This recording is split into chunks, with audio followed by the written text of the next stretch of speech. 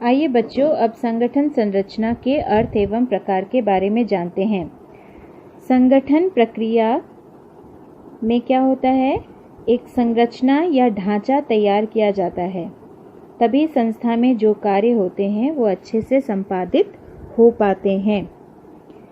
संगठन संरचना की प्रमुख परिभाषाओं में है एल्बर्स हेनरी एच की परिभाषा, उनके अनुसार संगठन संरचना वह कलेवर है जिसके अंतर्गत प्रबंधकीय एवं कार्यात्मक कार्य संपन्न किया जाता है। इस प्रकार क्या हुआ कि संगठन ढांचे का अर्थ है संबंधों की उस विशेष संरचना को संगठन संरचना कहते हैं जिसका निर्माण संगठन प्रक्रिया के दौरान किया जाता है, यानी कोई आकार जिसके अंतर्गत लोग काम करते हैं और आपस में उनमें संबंध स्थापित किया जाता है, जिसमें कौन किसको रिपोर्ट करेगा, कौन किससे आदेश प्राप्त करेगा। तो इस प्रकार से एक ढांचा तैयार होता है। अब हम लोग जानते हैं संगठन संरचना को प्रभावित करने वाले विभिन्न घटक व तत्व। संगठन संरचना को प्रभावित करने वाले जो तत्व या घटक हैं उनमें प्रमुख हैं प्रबंधकीय व्यूह रचना, संगठन का आकार, कार्यों की प्रकृति, संगठन के उद्देश्य, संस्था की संचालकीय क्रियाएं, प्रतिस्पर्धात्मक स्थिति या बाजार की दशा, व्यापारिक क्षेत्र, वातावरण, नियंत्रण का विस्तार तथा प्रबंधकीय कार्य। इसमें जो मुख्य है उसका हम विश्लेषण करेंगे। प्रबंधकीय व्यूह रचना में क्या होता है कि प्रबंधकों की रणनीति जो होती है वो किस पॉलिसी पर काम कर रहे हैं, उनकी ये नीति भी क्या करती हैं, प्रबंधकीय ढांचा को प्रभावित करती हैं। संगठन का आकार, यदि संगठन का आकार छोटा है तो केंद्रीकृत व्यवस्था अपनाई जा सकती है, यानी कि सभी जो समस्याओं का हल या निवारण करेगा वो कौन करेगा, तो उच्च स्तरीय जो मैनेजमेंट है। इसमें जो छोटा आकार होता है उसमें बहुत ज़्यादा मैनेजमेंट की आवश्यकता नहीं होती है, जो मालिक होता है व्यवसाय का वही सारा निर्णय लेता है। जब बड़ा आकार होता है तो उसमें क्या होता है, अधिकारों का प्रत्यायोजन, यानी कि अधिकारों और दायित्वों का बंटवारा होता है।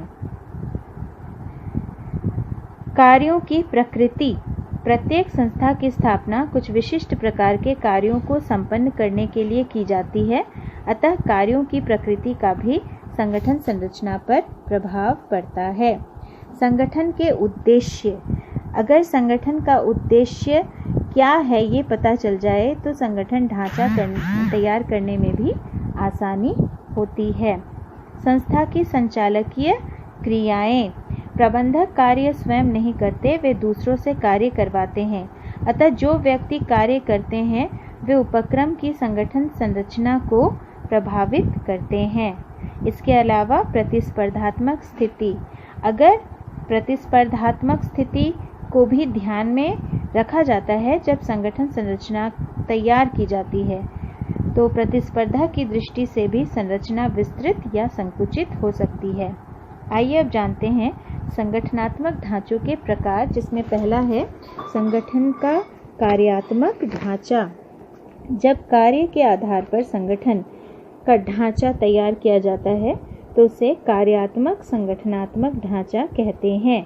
इसके फायदे क्या क्या हैं, तो विशिष्टीकरण का लाभ मिलता है, अच्छा नियंत्रण संभव हो पाता है, संस्था के विभिन्न विभागों में अच्छा समन्वय स्थापित हो सकता है, साथ ही ये मितव्ययी प्रक्रिया है, लोच है और प्रबंधकीय कुशलता में भी वृद्धि होती है, क्योंकि एक ही काम को बार बार किया जाता है जिससे विशिष्टीकरण का लाभ प्राप्त होता है। कार्यात्मक ढांचा रूप के अलावा भी संस्था के विभिन्न जो संगठनात्मक ढांचे के प्रकार हैं उसमें है विभागीय संगठनात्मक ढांचा, रेखा संगठन तथा रेखा एवं स्टाफ संगठनात्मक ढांचा। तो अब हम लोग जानकारी लेते हैं कि जो कार्यात्मक संगठनात्मक ढांचा के बारे में हम जाने उसके क्या दोष हैं। संगठनात्मक उद्देश्य की अज्ञानता, कभी कभी क्या होता है कि प्रबंधक सिर्फ एक ही कार्य में विशिष्टीकरण हासिल करता है तो वो पूरे विभाग के बारे में जानकारी नहीं रख पाता। दूसरा, समन्वय में कठिनाई होती है। अगर कोई समस्या उत्पन्न होती है तो किस विभाग के कारण उत्पन्न हुई, ये पता करना आसान नहीं होता। निर्णय लेने में भी देरी होती है। अंतिम निर्णय लेने से पहले बड़ी संख्या में विशेषज्ञों से परामर्श लेना पड़ता है, जिससे कि निर्णय लेने में देरी होती है। इसके अलावा पूर्ण विकास में बाधाएं होती हैं। विशिष्टीकरण पर ही ज़्यादा ध्यान दिया जाता है। सभी जो प्रबंधकीय अधिकारी होते हैं, जो प्रबंधक होते हैं, वे अपने अपने विभाग के कार्यों में ही ज़्यादा ध्यान देते हैं, जिससे कि पूर्ण विकास में बाधा उत्पन्न होती है। अधिक खर्चीला भी है ये। साथ ही उत्तरदायित्व निर्धारण में कठिनाई होती है। विभागों के मध्य संघर्ष होता है तो क्या होता है कि ये पता नहीं चल पाता कि जिम्मेदारी किसको दी जाए, इस समस्या की जिम्मेदारी या इस हानि की जिम्मेदारी किसे ठहराया जाए, ये निर्धारण करना कठिन हो जाता है। संगठन के कार्यात्मक ढांचे किस प्रकार की संस्थाओं के लिए उपयुक्त हैं? तो जहां केवल एक ही प्रकार का माल बेचा जाए, वहां के लिए कार्यात्मक ढांचा उपयुक्त है। जब अधिकारियों में विकेंद्रीकरण हो या जब कार्य क्षमता ज़्यादा की आवश्यकता हो तथा उपक्रम का आकार बड़ा हो, तो ऐसे में संगठन के कार्यात्मक ढांचे उपयुक्त होते हैं। अब जानते हैं डिविजनल या प्रभागीय संगठन ढांचा के बारे में। इसके अंतर्गत क्या होता है, जब कोई संस्था कई प्रकार के प्रोडक्ट बनाते हैं, जैसे यहाँ पे आपका दिखा हुआ है ग्राफ में कि जो सूती वस्त्र है, एक तरह सीमेंट भी है, फिर धातु भी है, मेटल डिवीजन भी है। तो ऐसे में क्या होता है कि जहाँ कई प्रकार की वस्तुओं का उत्पादन होता है, वहाँ पे डिविजनल संगठन ढांचा का महत्व बढ़ जाता है। इसमें क्या होता है कि प्रत्येक वस्तु से रिलेटेड उत्पादन जो हो रहा है, वहाँ का अपना अपना फिर उत्पादन विभाग, विक्रय विभाग, वित्त विभाग, सेवी वर्गीय विभाग, यानी कि हर एक वस्तु के लिए अलग अलग डिपार्टमेंट, फिर उनके अंतर्गत कई प्रकार के डिपार्टमेंट होते हैं। तो संगठन के विभागीय ढांचे के लाभ क्या क्या है? तो कार्यों में मितव्ययिता, क्योंकि इसमें प्रत्येक उत्पाद पर व्यक्तिगत ध्यान दिया जाना संभव होता है। सरल विस्तार एवं विविधीकरण, प्रत्येक माल पर ध्यान दिया जाता है, जिससे माल का विस्तार एवं विविधीकरण संभव हो पाता है। शीघ्र निर्णय लिया जा सकता है। किसी एक माल से संबंधित निर्णय तुरंत लिए जा सकते हैं। सरल समन्वय, क्योंकि एक ही माल से संबंधित समस्त क्रियाएं एक दूसरे से जुड़ी हुई होती हैं। फिर निष्पादन का निर्धारण, कौन सा, जैसे पूरा अगर ऑर्गेनाइजेशन में लॉस हो रहा है तो किस पर्टिकुलर डिपार्टमेंट में लॉस हो रहा है, ये आसानी से पता किया जा सकता है कि सूती वस्त्र विभाग में गड़बड़ी है या सीमेंट विभाग के कारण लॉस हो रहा है। अब हम लोग जानते हैं कि संगठन के इस विभागीय ढांचे का क्या दोष है। दोष ये है कि ये बहुत ज़्यादा खर्चीला होता है, क्योंकि प्रत्येक वस्तु से संबंधित कई प्रकार के विभागों को की स्थापना की जाती है। नियंत्रण में समस्या होती है।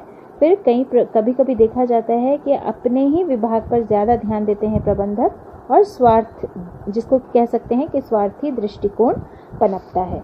अब हम लोग जानते हैं अंतर कार्यात्मक संगठन ढांचे में और डिविजनल संगठन ढांचे में।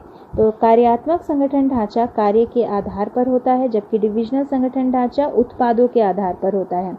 कार्यात्मक संगठन ढांचा में कार्य विशिष्टीकरण प्राप्त होता है, जबकि इसमें उत्पादक लागत के आधार पर अगर हम अंतर करें तो कार्यात्मक संगठन ढांचा में लागत कम आती है, जबकि जो विभागीय संगठन ढांचा या डिविजनल संगठन ढांचा है उसमें लागत अधिक आती है। समन्वय के आधार पर कह सकते हैं कि कार्यात्मक संगठन ढांचा में समन्वय में कठिनाई होती है, जबकि डिविजनल या विभागीय संगठन ढांचा में समन्वय स्थापित करना आसान होता है।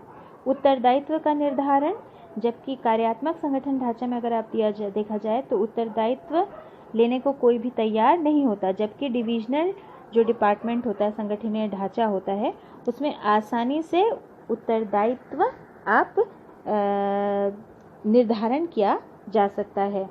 फिर प्रबंधकीय विकास, विभागीय प्रबंधक केवल एक ही कार्य का विशेषज्ञ होता है, जबकि डिविजनल प्रबंधक अनेक क्रियाओं को देखता है, यानी उसमें विकास ज़्यादा होता है उस प्रबंधक का। उपयुक्तता के आधार पर अंतर जिसमें कार्यात्मक ढांचा में कहा जाए तो यहाँ मुख्य रूप से एक ही उत्पाद होता है, जबकि विभागीय संगठन ढांचा में उत्पादों की संख्या ज़्यादा होती है। तो इस प्रकार दोनों में अंतर है। और